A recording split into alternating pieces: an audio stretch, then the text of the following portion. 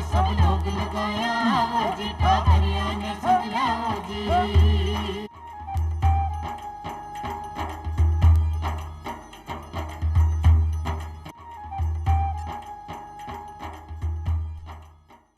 चौपाल देखने वाला सबला दर्शका ने राम राम सा। भारत दुनिया को सबसे बड़ो लोकतांत्रिक देश मानो जावे है।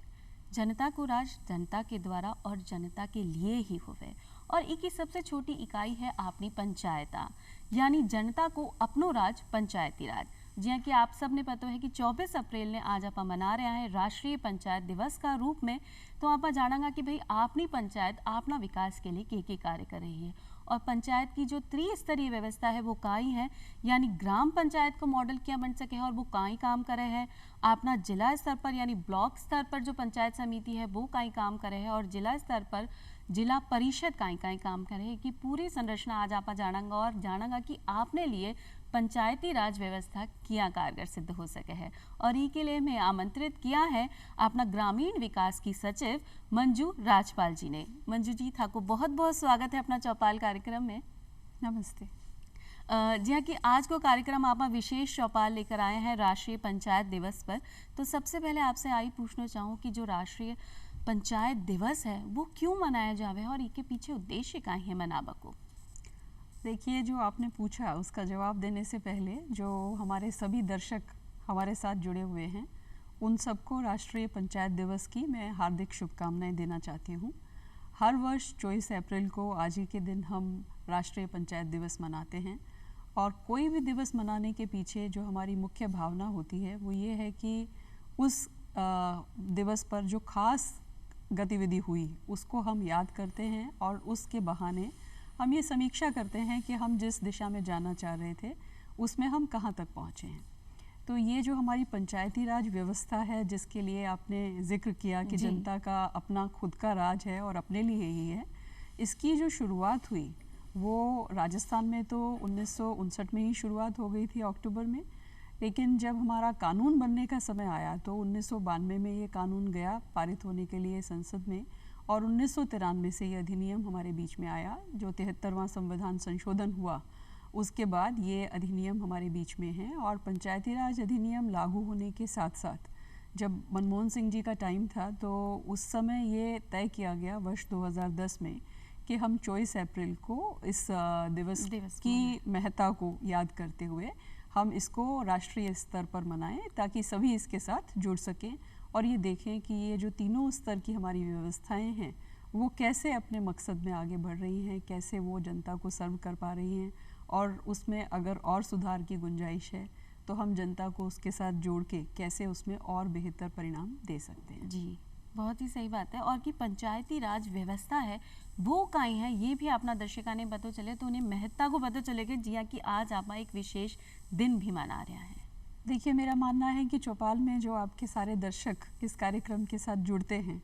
उसमें उनको ज़्यादा समझाने की बजाय ये ऐसी व्यवस्था है जिसके क्रियान्वयन के लिए हम उनके बीच में बैठ के व्यवस्था को समझते हैं। तो जो भी हमारी सबसे छोटी इकाई जो हमारी है वो राजस्व में गांव मानी जाती है, लेकिन जो हमारे पंचायती राज अधिनियम के हिसाब से 3 स्तरीय व्यवस्था जो हमें मिली है उसमें सबसे नीचे के स्तर पर ग्राम पंचायत है और ग्राम पंचायत को हम आगे जब क्लब करते हैं तो वो पंचायत समिति के रूप में गठित होते हैं और पंचायत समिति एक ज़िले में जब ज़िला स्तर पर अपना रिप्रेजेंटेशन देखते हैं, हम उसका प्रतिनिधित्व देखते हैं तो वो ज़िला परिषद के रूप में ज़िला स्तर पर होती है। तो ज़िला स्तर पर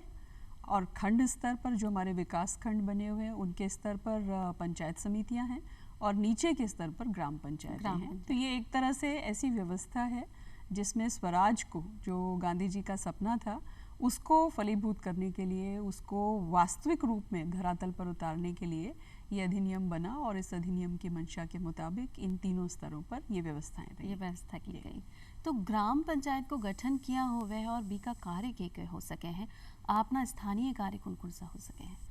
देखिए, ये देखा गया माना गया कि जो स्वराज की अवधारणा है उसमें जो उस व्यवस्था से लाभान्वित होने वाला पक्ष है अगर वो ही अपने कार्यकरण में अपनी सेवाएं देने लगे तो वो अपनी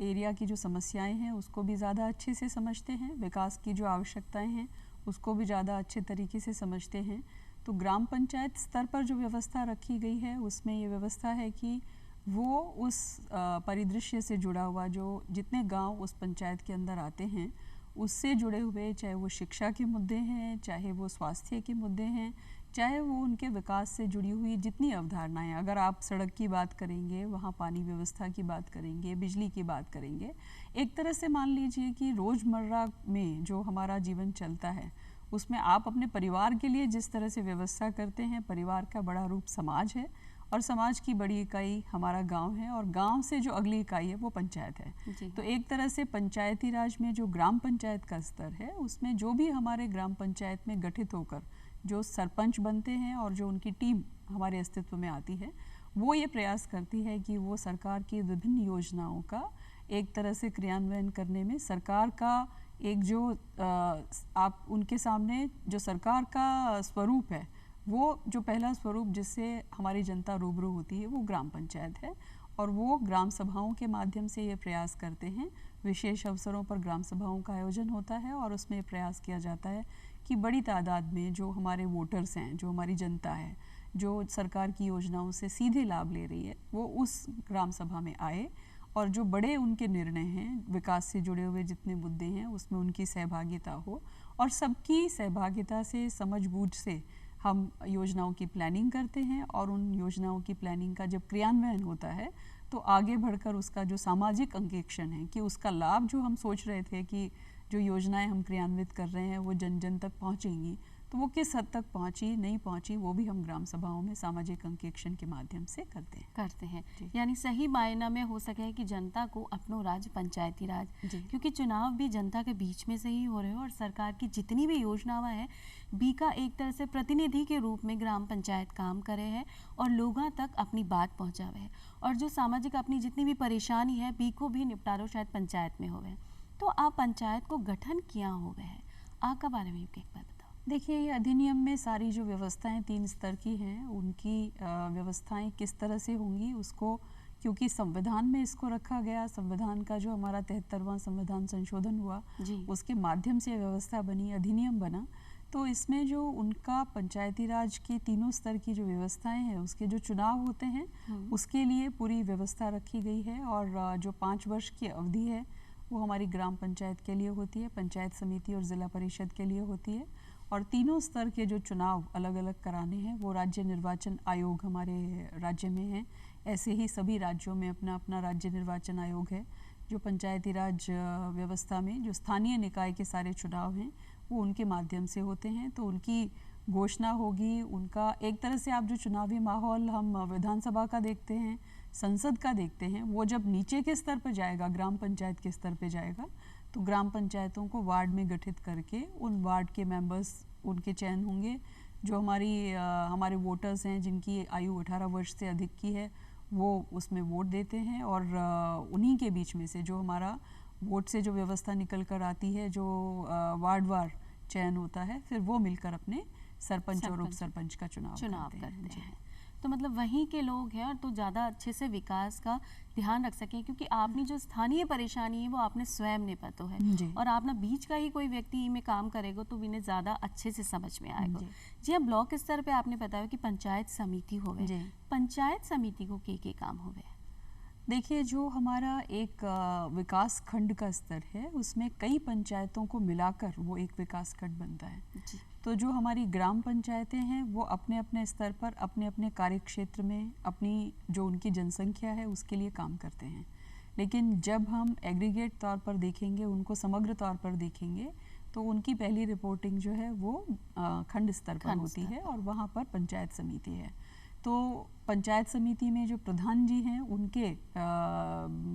एक तरह से उनके नेतृत्व में उनकी एक टीम बनती है जिसमें सभी पंचायतों का प्रतिनिधित्व होता है और जो आपकी प्लानिंग ग्राम स्तर पर हुई और जो पंचायत ने उसको समग्र तौर पर एक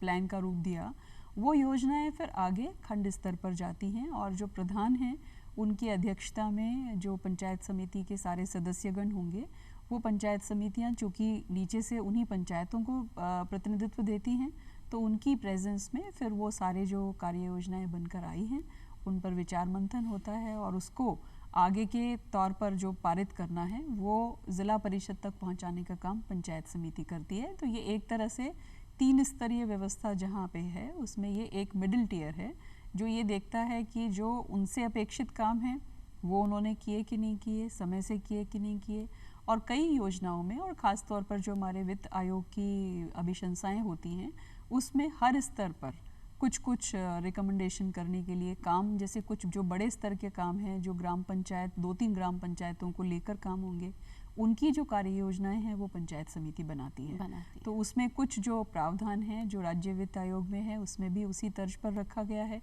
और जो हमारा वित्त आयोग संविधान से गठित है उसमें भी ये प्रावधान रखा गया है कि जो कुल राशि हमें वित्त आयोग से आवंटित होती है राज्य के विकास के लिए उसका जो अधिकतम हिस्सा है, जो उसका 75% हिस्सा है वो पंचायती राज में ग्राम पंचायत के माध्यम से खर्च होता है। फिर उसको 3 स्तर से बांटते हैं, 5%, 20% और 75%। तो एक तरह से विकास में सबकी साझा भूमिका रहती है, लेकिन इस पूरी त्रिस्तरीय व्यवस्था में चूंकि सबसे नीचे का जो स्तर है वो कैसे सक्षम बने और वो कैसे स्वशासन का वास्तविक रूप में क्रियान्वयन करेगा, तो उसको सशक्त बनाने के लिए पूरे प्रावधान रखे गए हैं। और ज़्यादातर जो हमारी योजनाओं की शुरुआत उसकी कार्य योजना बनने की कहेंगे या हम उसके क्रियान्वयन की कहेंगे वो पंचायत समिति की बजाय ग्राम पंचायत स्तर से होती है और ग्राम पंचायत समिति फिर उसको जब समेकित करती है तो उसमें अगर विकास के कुछ मुद्दे छूट गए हैं तो वो अपनी तरफ से उनका संयोजन कर लेते हैं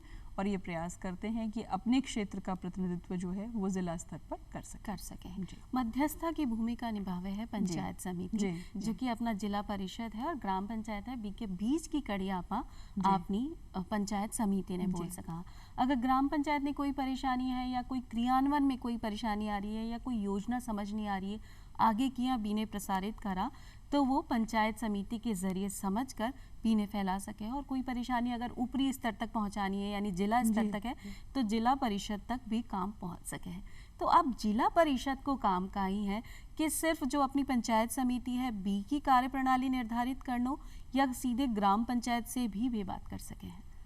देखिए मैं ये कहूँगी कि जो शीर्ष स्तर पर है, जो ज़िला स्तर पर हमारा ज़िला परिषद है वो एक तरह से पंचायती राज में माई बाप की भूमिका निभाता है जी। और माई बाप किस संदर्भ में मैंने कहा कि वो एक तरह से योजनाओं का कुशलता से क्रियान्वयन हो उसमें एक पिता की जो भूमिका होती है क्वालिटी किसी तरह से कॉम्प्रोमाइज़ नहीं हो वो ध्यान रखते हैं और समय से योजनाओं का क्रियान्वयन हो वो भी ध्यान रखते हैं और ये भी ध्यान रखते हैं कि ज़िले का जो समग्र विकास जिस दिशा में होना चाहिए उसमें जब आप अपने अपने क्षेत्र के लिए कार्य योजना बना रहे हैं और उसको समेकित कर रहे हैं पंचायत समिति स्तर पर तो ये हो सकता है कि जो एक पूरे ज़िले को विजन देना है, एक ज़िले का जो अपना परिदृश्य होना चाहिए उसकी जो विकास की आवश्यकता है उनमें किस किस तरह के गैप्स रह गए उनको वो देखते हैं और ये प्रयास करते हैं अपने स्तर पर कि उनकी कमी पूरी हो सके। और आपस में भी जब कार्यकरण हम देखते हैं पंचायत समिति के नीचे जब ग्राम पंचायतें काम करती हैं या पूरे ज़िले पर जब विकास खंड का कार्य होता है तो उसमें भी एक तरह का समन्वय बनाना, मार्गदर्शन उनको देना और ये प्रयास करना कि सब एक बड़े उद्देश्य की तरफ मिलकर एक साथ मिलकर काम करें, एक टीम स्पिरिट में काम करें। वो पूरा काम जो है वो ज़िला परिषद के स्तर पर जो हमारे ज़िला प्रमुख की भूमिका है उनके नेतृत्व में और जो ज़िला परिषद के मेंबर साहिबान हैं उनके सानिध्य में संभव हो पाता है। मंजू जी बहुत सही चीज़ आपने बताई कि माई बाप के रूप में है तो आप आसानी से यूँ समझ सका कि भाई एक परिवार है जिसमें जो अपना बड़ा बुजुर्ग या अपना माता पिता है वो पूरा संयोजन करे हैं कि घर की व्यवस्था के रहनी चाहिए, किस किस जगह आपनो खर्चो होना चाहिए कि आपनी ज़रूरत है वो सबको जो तय दायरो है वो अपना जिला परिषद में होवे है और वो सीधे आपने पंचायत समिति ने बताया है और पंचायत समिति ग्राम पंचायत में वो व्यवस्था लागू करे है। तो जब बात आवे ग्रामीण विकास की और ते खुद सचिव हो ग्रामीण विकास का तो हाल में ग्रामीण विकास की ऐसी कौन कौन सी योजनाएं चल रही हैं जो बहुत ज़्यादा महत्वपूर्ण है ग्रामीण विकास के लिए? देखिए मैं कहूँगी कि अगर हम राज्य सरकार और केंद्र सरकार के परिदृश्य में देखें तो विकास से जुड़े हुए जितने बड़े विभाग हैं उसमें जो सबसे बड़ा विभाग जनता के सबसे बड़े स्तर तक पहुंच रखता है वो पंचायती राज और ग्रामीण विकास विभाग है। जी। और हमारी राजस्थान सरकार ने इसको एक तरह के अम्ब्रेला अरेंजमेंट में रखा हुआ है। ग्रामीण विकास और पंचायती राज विभाग दोनों के एक ही मंत्री हैं और एक एडिशनल चीफ सेक्रेटरी हमारे हैं जिनको हम रिपोर्ट करते हैं, 2 अलग अलग सेक्रेटरी। और जो बड़ी योजनाएं आपने जैसा कहा कि जो हम ग्रामीण विकास से जुड़ी हुई योजनाओं का क्रियान्वयन कर रहे हैं, जी। तो उसमें सबसे बड़ा जो मेन रोल है जिसमें राजस्थान इस बार प्रथम रहा है पूरे राष्ट्रीय स्तर पर, तो मैं फ़ख्र के साथ ये कहना चाहूँगी कि हमारे ग्रामीण परिवार जो हैं उसमें से 1 करोड़ 16 लाख परिवार नरेगा के प्लेटफॉर्म पर हमारे साथ रोजगार के लिए जुड़े हुए हैं। और इस 1 करोड़ 16 लाख परिवारों के लिए इस बार हमने जो मानव दिवस सृजित किए पूरे साल में वर्ष 2022-23 में, वो हमारे मानव दिवस का जो वॉल्यूम अगर हम देखते हैं वो 35 करोड़ से ऊपर का था। जी। और इस पूरी योजना पर हमने 10,000 करोड़ से ज़्यादा का खर्चा किया है। और ज़्यादातर इसमें इस योजना का लाभ हमारा ग्रामीण क्षेत्र में जो गरीब परिवार हैं उनको 100 दिन का जो रोजगार मिलता है उसके लिए जाता है। और इसका जो श्रम मद है जो सीधे उनके खातों में जाता है वो 70% के करीब राशि है। तो इसमें एक सबसे बड़ी जो खुशी की बात ये है कि राजस्थान सरकार ने पिछले बजट से इसमें CM RGS भी एक स्कीम चालू की जिसमें नरेगा में जो 100 दिन पूरे किए हुए परिवार हैं, कई बार ये देखने में आता है कि परिवारों में माइग्रेशन ज़्यादा है, उनको बाहर काम के लिए तलाश में जाना होता है, महिलाएं नहीं जाना चाहती ताकि उनके बच्चों की पढ़ाई खराब नहीं हो। तो इसमें 100 की बजाय 125 दिवस सबको देने का प्रॉमिस जो है वो राजस्थान सरकार ने पिछले वर्ष किया, इस वर्ष भी उसको जारी रखा है। और जो हमारे ऐसे बंधु हैं जो दिव्यांगजन हैं उनके लिए ये प्रावधान है कि 100 की बजाय उनको 200 दिन मिलेंगे। और कुछ हमारे जो ट्राइब्स हैं जिनमें ज़्यादा माइग्रेशन की समस्या है, गरीबी ज़्यादा है, उनमें भी 100 की बजाय 200 दिन का प्रावधान रखा गया है। तो एक तो बड़ा जो एम्प्लॉयमेंट का हमारा काम है वो हम नरेगा योजना के माध्यम से देखते हैं। दूसरा जो इसके साथ साथ एक बड़ी स्कीम जिसमें हम 40 लाख परिवारों के लिए काम कर रहे हैं वो हमारी राजीविका है, जिसमें हम सभी महिलाओं को हमने उसमें स्वयं सहायता समूह में संगठित किया है। और इस वर्ष हमारा सितंबर तक ये लक्ष्य है कि राजस्थान के कुल जो 52 लाख परिवार ऐसे हैं जो गरीबी की दृष्टि से और जो हमारा सामाजिक आर्थिक सर्वेक्षण हुआ था उस दृष्टि से ऐसे परिवार हैं जिनके पास संसाधनों का अभाव है, उन सभी 50 लाख परिवारों तक, हमारी 52 लाख परिवारों तक कैसे हमारी पहुंच हो। तो इस सितंबर तक हमारा प्रयास ये रहेगा कि जो बचे हुए परिवार हैं उनको भी हम राजीविका के प्लेटफॉर्म पर लेकर आएंगे। और ये इस तरह से अलग है कि इसमें जो समूह बनता है उसको हम बैंक क्रेडिट से जोड़ते हैं, उनको हम उनका रिवॉल्विंग फंड योजना से देते हैं और ये प्रयास करते हैं कि जो छोटी छोटी उनकी बचत है वो जब संगठित तौर पर काम करना प्रारंभ करें तो वो उनके आर्थिक उत्थान के लिए, उनके जीविका के लिए किस तरह से सहयोगी बन सकते हैं। तो ये हमारा एक दूसरा बड़ा कार्यक्रम है। और तीसरी बड़ी स्कीम जो हमें भारत सरकार से और राज्य सरकार की फंडिंग से जो चल रही है वो हमारी प्रधानमंत्री आवास योजना है, जिसमें हम लाखों लोगों को जो आवास विहीन हैं उनको हम घर देते हैं और वो घर उनको खुद बनाना होता है। 3 तरह से हम उनकी इंस्टॉलमेंट्स रिलीज़ करते हैं और ये प्रयास करते हैं कि नरेगा भी इसमें क्लब करें और ये कोशिश करें कि जिसके सिर पर छत नहीं है उसको एक अच्छा रहने के लिए आवास मिले। उसमें हम शौचालय की सुविधा भी देते हैं, बिजली पानी का कनेक्शन हो उसको भी हम फैसिलिटेट करते हैं, उसको गैस का कनेक्शन मिले उसकी भी हम कोशिश करते हैं। तो ये 3 हमारी बड़ी स्कीम्स हैं। इसके अलावा MLA फंड स्कीम है, MP स्कीम फंड स्कीम है और जो हमारी क्षेत्रीय विकास योजनाएं हैं वो भी हमारे ग्रामीण विकास विभाग के माध्यम से संचालित होती हैं। जी, तो पंचायती राज व्यवस्था में मनरेगा चल रही है जिसमें आपने जो भी अपना मजदूर भाई बहन है बिने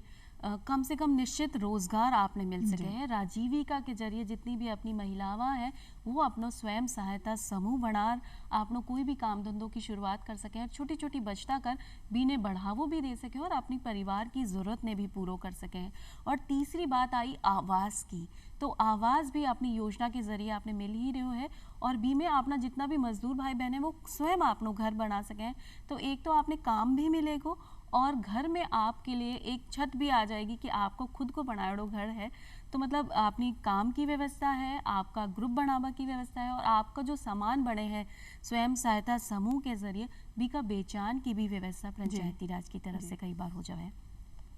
तो आई बहुत ही चौकी बात है कि हर बात में सटीक हो जावे कि भाई जनता को अपनो राज पंचायती राज तो है ही, एक ई पंचायत है, इन्हें आपा किया समझ सका ई पंचायत का ही है। देखिए, जैसे ई फाइल है, ई पंचायत है, अब फाइल तो सब जानते हैं और हाँ। पंचायत भी सब जानते हैं, लेकिन जो पढ़े लिखे हैं वो ई फाइल भी जानते हैं और ई पंचायत भी जानते हैं। जी। इसका मुख्य उद्देश्य ये है कि अब जो हमारा सारा क्रियान्वयन है, आपको आश्चर्य होगा कि जब नरेगा हमने शुरू किया था तो सारे मस्ट्रोल हाथ से भरे जाते थे, जो मजदूरों को अपने लिए मजदूरी के लिए आवेदन करना है वो सब हाथ से भरे जाते थे, और फिर उसका जो 15 दिन का काम होगा उसका आकलन करना, उसको उसकी मजदूरी कितनी मिलेगी उसका आकलन करना, और उस मजदूरी का उसके खाते में ट्रांसफ़र करना, और वो पैसा निकाल के उनको उनके ग्रुप बना के उनको बांटना, ये सब एक तरह से मानवीय तौर पे होता था। उसमें मानवीय एंगल था, कोई ना कोई आदमी आपके लिए वो काम करता था। अब सारा काम आपका कंप्यूटर के माध्यम से होता है। तो ई पंचायत के माध्यम से हम ये प्रयास करते हैं कि एक तरह से ये आप इसको कहें कि मॉनिटरिंग के लिए एक इफ़ेक्टिव टूल है, जिसमें हम ये कोशिश करते हैं कि जितने काम हमारे ग्रामीण विकास के परिदृश्य में हो रहे हैं, चाहे वो पंचायती राज के माध्यम से हैं, चाहे वो ग्रामीण विकास विभाग के माध्यम से हैं, उन सब का लेखा जोखा काम की योजना बनाने से लेकर उसकी जो क्रियान्वयन तक और उसके क्रियान्वयन के जो सारे तक। पहलू हैं, जैसे उसकी जो प्रशासनिक स्वीकृति निकलेगी, फिर उसकी तकनीकी स्वीकृति बनेगी, कोई मौके पे जाएगा प्लान बनाएगा, और फिर उसकी वित्तीय स्वीकृति निकलेगी, फिर उसका क्रियान्वयन होगा। तो कई बार काम साल भर चलता है, कई बार 1.5 साल चलता है, कई बार 6 महीने चलता है। तो हर स्टेज पे आप ई पंचायत पोर्टल पे जाके ये देख सकते हैं कि इस योजना में कितना पैसा आया, किस पंचायत को गया, उसने क्या क्या काम टेकअप किए, काम की स्टेज क्या है। मैं तो कहूँगी कि इससे आगे बढ़कर भी अब तो ग्रामीण विकास और पंचायती राज विभाग की सभी योजनाओं में जियो टैगिंग हो गई है। यहाँ तक कि जैसे अभी हम आवास की बात कर रहे थे, हम नरेगा की बात कर रहे थे, तो जो नेशनल मोबाइल मॉनिटरिंग सिस्टम हमारा है, उसमें हर दिन जो लेबर आपकी काम पे आ रही है उसका फ़ोटो खींचता है और उसकी अटेंडेंस बायोमेट्रिक उस तरीके से होती है। और जैसे अब जो काम आपके मौके पे चल रहे हैं उन सब कामों की जियो टैगिंग होगी। तो जिसको जो आवास मिला है उसकी जियो टैगिंग हो गई, तो वो आवास कहाँ बना हुआ है उसमें कोई फर्जीवाड़ा नहीं हो सकता। उस आवास को कोई किसी स्टेज पर जाकर देखना चाहे, और उससे हमें ये आइडिया हो जाता है कि कौन से क्षेत्र में इस स्तर पर ये काम इस हद तक हो जाना चाहिए था, अभी तक नहीं हुआ, तो कोई समस्या तो नहीं है। तो वो एक तरह से हमें इसमें पूरे फील्ड का आइडिया रहता है। हम यहाँ बैठकर जो हमारी हर पंचायत और उनसे जुड़े हुए गांव हैं, उनमें कौन कौन से काम किस स्तर पर चल रहे हैं, उनकी प्रगति किस स्तर पर है, उसकी हम पूरी सारी आपा जानकारी एक जगह आपने मिल सके। और सबसे बड़ी मज़ेदार बात इसमें यह है कि ये सिर्फ काम के एंगल को नहीं देखता। पूरे पंचायती राज में अगर मैं ये कहूँ कि 11,000 से ज़्यादा जो हमारी पंचायतें हैं, उसमें कौन जनप्रतिनिधि कहाँ पर है,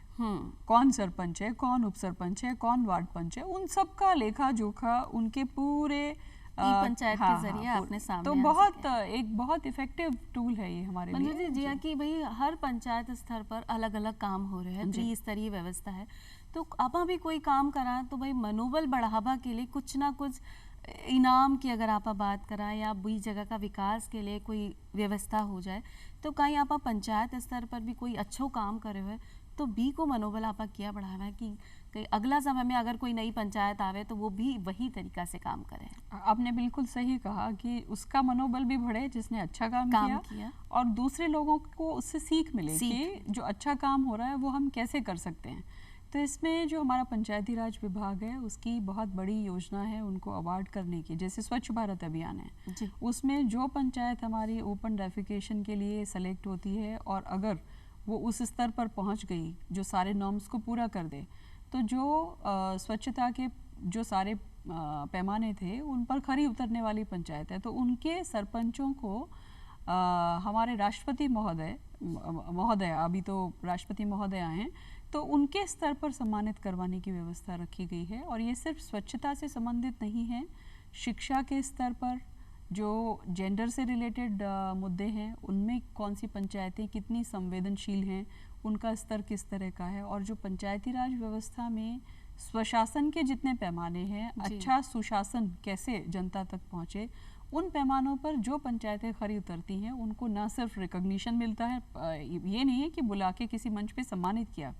राष्ट्रीय स्तर पर सम्मानित भी करेंगे और साथ ही साथ उनको एक स्पेसिफिक धनराशि भी उपलब्ध करवाई जाती है, जिसमें जैसे हम कई बार ये कहते हैं कि जो सारी योजनाएं हैं उसमें पैसा बंधा हुआ है, बंधा हुआ एक है। गाइडलाइन है, उसके हिसाब से खर्च होगा। तो जिस पंचायत ने अच्छा काम किया उसके मनोबल को बढ़ाने के लिए उसको 5 लाख का, 10 लाख का, जैसा जिस स्कीम में प्रावधान है, वो धनराशि उनके अपने डिस्पोजल पर रहती है, जी। उनके अपने विवेक पर। वो अपने क्षेत्र में सड़क का काम कराना चाहते हैं या पानी की टंकी बनाना चाहते हैं, वो फिर पंचायत ही तय करती है। वो कॉल उस ग्राम पंचायत के सरपंच और उनकी टीम करती है। ठीक है। तो ये बहुत ही अच्छी व्यवस्था पंचायती राज विभाग की जो है वो न सिर्फ उनका मनोबल बढ़ाती है बल्कि दूसरे लोगों को अच्छे काम सीखने के लिए प्रेरित भी करती है, प्रोत्साहित भी जी। करती है कि अगर आने वाले टाइम में वो पंचायत समिति में आवे तो यही तरीके से अपना ग्राम का विकास में सहयोग कर सकें। मंजू दी आया और इतनी चोखी जानकारी आज अपना दर्शका ने दी पंचायती राज का ऊपर, तो वो थाने धन्यवाद देना चाहवा, क्योंकि भाई ग्राम पंचायत जो है वो अपना ग्राम में स्वास्थ्य की भी देखभाल कर सके है, बढ़ावा दे सके है, शिक्षा हो, सड़क निर्माण हो या कोई स्थानीय व्यवस्था की बात हो, बिजली पानी की व्यवस्था है या खास करके महिला व उत्थान की बात हो, तो वो पंचायत पूरा काम कर है। मंजू जी थे आया और थाने बहुत बहुत धन्यवाद देवा हाँ। और आज मैं चला हाँ अपनी चौपाल से फिर मिलांगा एक नई जानकारी के साथ, तब तक के लिए राम राम सा। राम राम सा।